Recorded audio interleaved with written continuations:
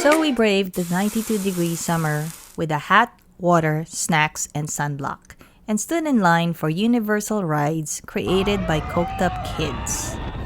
From the entrance, the first stop is Harry Potter. You either read it or you faked it. It's a cute alley that looks like a G-rated Game of Thrones, with snow-capped pointy roofs to make you wish the world wasn't melting. We waited 60 minutes for the Harry Potter ride, which is like whacking your boot in all directions to shake out the sand. You're the boot. Afterwards, I needed the healing power of a chair to reassemble my spine, while my teen lined up for 60 minutes at the Hippogriff roller coaster. It turned out to be a 15-second scam. We lunched at the Three Broomsticks, where there are 3 lines. Outside in the heat to make you thirsty, inside with acrid kids in line to dull your taste buds, and the last one to claim your order, where airplane food is slowly heated by 3 witches who fan coals to serve 53 starving families. We paid $64 for nuggets, small fries, a drink, and a shepherd's pie, which tasted like a decayed shepherd. The crowd favorite is the butterbeer. As recited by the "I'm too cute for this job" guy, it's a sweet, non-alcoholic drink appropriate for kids, blah blah blah blah blah. So, it's root beer with creamy foam for $6. Is that butterbeer? If you buy butterbeer outside at a Red Wagon, it's $10. Either way, muggles get mugged by a made-up drink that looks like dragon's piss, with spit foam on top. After we filled our bellies with junk, it was time to junk our lives. Ollivanders had no line, so we went inside a tiny room not knowing what to expect.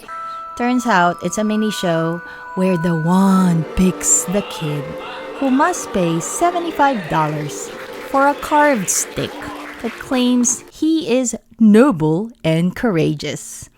And that's what movie makers call suspension of disbelief. The clerks at the wand store were extra eager to tell you about each wand, so you know they don't get invited to parties.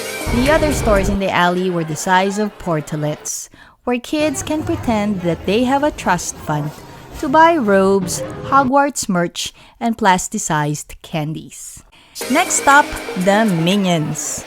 We waited 75 minutes for a 3D sim kiddie version of Harry Potter. It was like diving headfirst into jelly beans.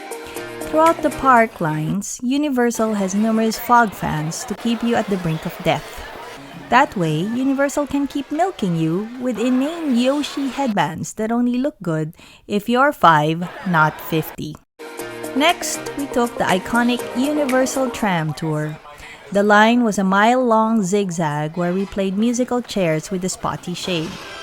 To keep from passing out, we were distracted by old film clips to remind us that Universal used to make movies. The tram hasn't changed much in the past 40 years, but now we see more empty backlots and less live action.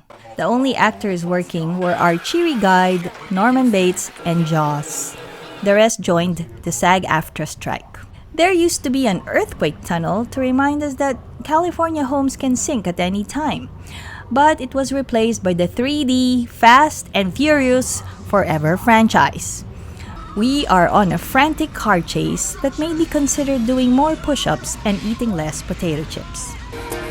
Well, this is now way too long. Watch part 3, where I tell you about the lower lot and food at the Universal Studios price gouging theme park.